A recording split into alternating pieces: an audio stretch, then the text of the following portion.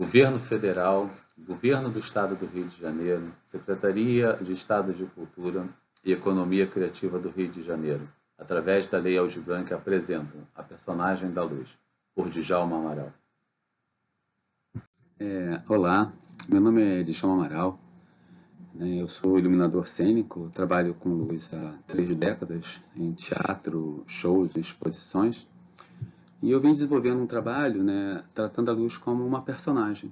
E eu venho trazer para vocês a personagem da luz, que é uma visão da iluminação no período histórico dela e o que ela pode enriquecer de conhecimentos e de formas que você possa aplicar para o teatro. E eu comecei a desenvolver esse trabalho e dividi eles em 4 módulos.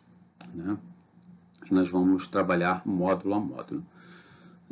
A personagem da luz, luz como semiologia dos sentimentos humanos. Iluminar é revelar os sentidos humanos. Os módulos que nós vamos trabalhar vai ser semiologia e semiótica, o começo, da Idade Média ao Renascimento, o módulo 3, o espaço e os encenadores, e o módulo 4, a cor, a luz, o olho e o olhar. Módulo 1, semiologia e semiótica. Semiologia, ciência geral que tem como objetivo todos os sistemas de signo. Iluminar é entender os signos, iluminar é colocar signos em cena, é traduzir em luz, em sombras, o que a dramaturgia está pedindo, o que o personagem está pedindo. Semiótica. A semiótica é um saber muito antigo, que estuda os modos como o homem significa o que o rodeia. Do grego, a arte dos sinais é a ciência geral dos signos e da semiose, que estuda todos os fenômenos culturais como se fossem sistemas signos, isto é, sistemas de significação, ocupa-se do estudo do processo de significação ou representação na natureza e na cultura do conceito ou da ideia, mais abrangente que a linguística, a qual se restringe ao estudo dos signos linguísticos, ou seja, do sistema sígnico da linguagem verbal. Esta ciência tem por objetivo qualquer sistema de signo, artes visuais, música, fotografia, cinema, culinária, vestuário, gesto, religião, ciência e etc. Luz.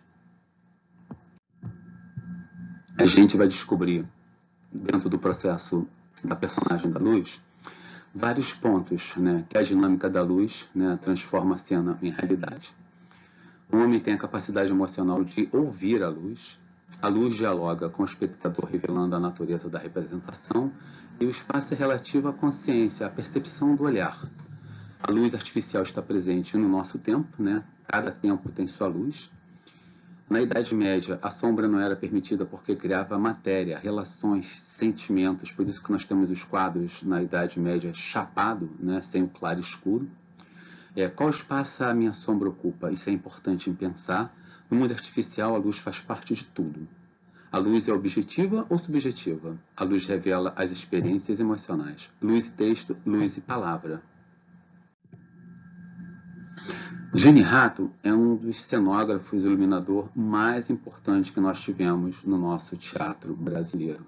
E ele era um encenador que olhava, entendia a luz como uma personagem.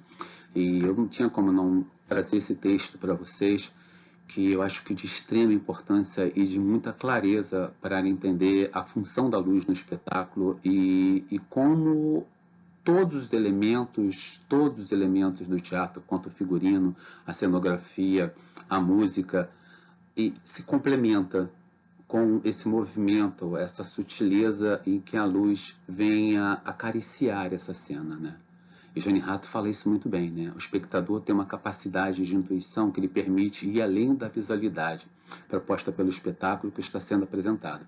O comportamento desse espectador é equivalente ao de um leitor que, seguindo as descrições literárias de um romance ou de um conto, imagina e vê, sente o que está sendo narrado, como se os lugares e os espaços nos quais os heróis estão agindo estivessem na sua frente. Lembro-me que quando criança, lendo romances de aventura dos piratas, e imagens criavam-se na minha mente, lúcidas e claras, como aquelas que mais à frente encontrava nas ingênuas ilustrações dos livros. Penso que a proposta visual do espetáculo deveria sugerir não impor, abrindo espaços para a criatividade de quem está assistindo. Ver, portanto, é fundamental. Ver para intuir, intuir para deduzir, deduzir para descobrir, descobrir para interpretar, interpretar para traduzir. E traduzir em termos de cenografia e luz. Significa apanhar o lápis, o carvão, a caneta ou o pincel e começar a rabiscar, sem se preocupar em desenhar bem, sem se compadecer-se por acaso o rabisco ficar bonito. Traduzir para interpretar, portanto. Gene Rato é um dos grandes nomes do teatro brasileiro e que vem, de uma certa forma, buscar um caminho, um estudo para a iluminação. Falar em luz natural. Não tem como nós falarmos do teatro e do teatro moderno ou de iluminação sem passar pelo teatro grego. Na realidade, os gregos, eles descobriram tudo, né? Nós só adaptamos e, conforme a sociedade ir evoluindo, os elementos de iluminação foram sendo incorporados, como o fogo e depois os olhos de baleia e mais para frente o gás e mais para frente a luz elétrica. Nós vamos chegar e falar nesse ponto. Né, mas nós temos esse movimento que é importantíssimo, que é o humanismo, né, que é um movimento claramente influenciado e determinado pela descoberta da cultura grega, que utilizará para seus espetáculos de caráter acadêmicos 3 definições cenográficas, que vou mostrar para vocês mais à frente, que teríamos a tragédia, o cômico e a sátira. Né. Os gregos geralmente faziam os festivais, né, e usaram muito bem a luz natural. Eles faziam isso mais ou menos em setembro, que é onde a primavera está acontecendo lá e que o sol ligeiramente ficava à direita. Então, conforme vocês podem observar na imagem, o sol está banhando mais ou menos de frente a esse anfiteatro. Né? O que acontece? O sol ficaria frontal aos atores. E geralmente as tragédias aconteciam na parte da manhã até meio-dia. Quando chegava-se meio-dia, o sol estava a pino, a 90 graus. Como nós temos um pino no teatro, isso criava sombras e dramaticidade. Ali era interrompida essa tragédia. Quando a luz começava a mudar, que ela ficava de contraluz, acendiam-se as partes do fogo, as ribaltas, né, que faziam as partes cômicas. E quando escurecia mais ainda e as sombras se misturavam em 1000 sombras, eles faziam a sátira em cima dessa mesma história.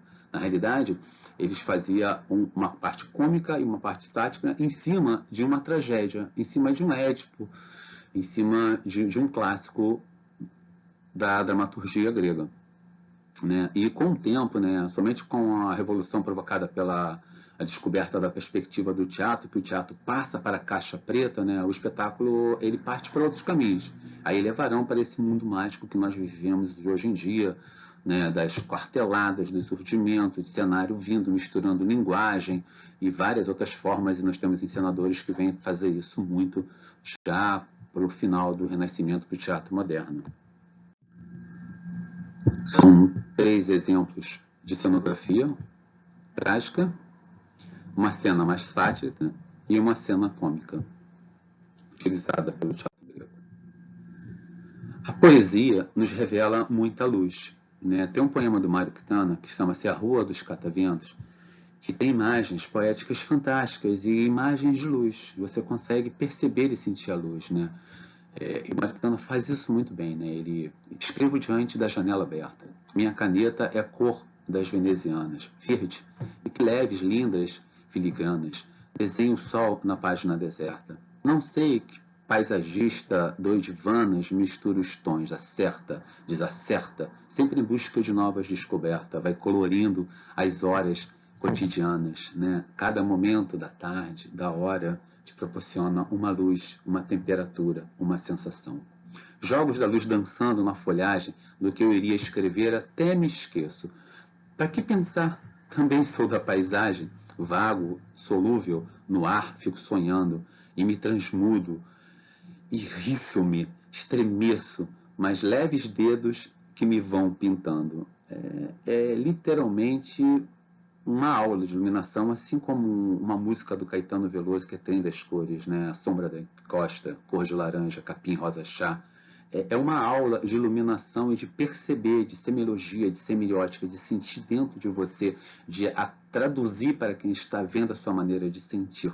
Né? Por isso que eu trouxe esse poema do Mário Quintana, que é um poeta fantástico e que abrange muito esse caminho, que nos mostra o caminho da luz natural, o caminho da luz da natureza. A chama é um mundo para um homem só, Gaston Bachelard. A partir desse momento, né, o que a chama nos transmite? Nos leva a memórias de saudade, de alegria, né, o ser humano em volta de uma fogueira, ele quer contar a história. E Gaston Bachelard era um filósofo da década de 60, né, 50, que escreveu vários trabalhos que eu recomendo ler, e um deles chama-se A Chama de uma Vela, que mostra claramente como, semiologicamente, a luz e o processo do olhar para a luz influencia no ser humano e no seu espaço. Tem dois quadros que eu faço um paralelo. Esse quadro dos irmãos Limburger, A Visitação em Três, né, ele é de 1410. É o finalzinho da Idade Média. E nós pegamos já um iniciozinho do Renascimento dos Georges, né, que é a Madalena Penitente, de 1630. Se a gente observar claramente para essas duas telas, a gente percebe que na tela da esquerda nós temos a luz chapada, que a luz da Idade Média é uma luz onde o homem foi podado das suas emoções, das suas relações, dos seus sentimentos, e vivia em função de uma doutrina, em função de uma igreja. A luz da Idade Média era uma luz divina, era uma luz que vinha de fora para dentro, porque ela não revelava os sentidos humanos. A partir do Renascimento, a gente vê claramente a força da expressão dessa mulher com a caveira na mão, a luz vindo de um ponto único, o claro, o escuro e o sentimento. É como se toda essa emoção, todo esse sentimento viesse de dentro para fora. Isso é revelar os sentidos humanos. Uma biografia, eu vou continuar com vocês no próximo módulo. Até ele.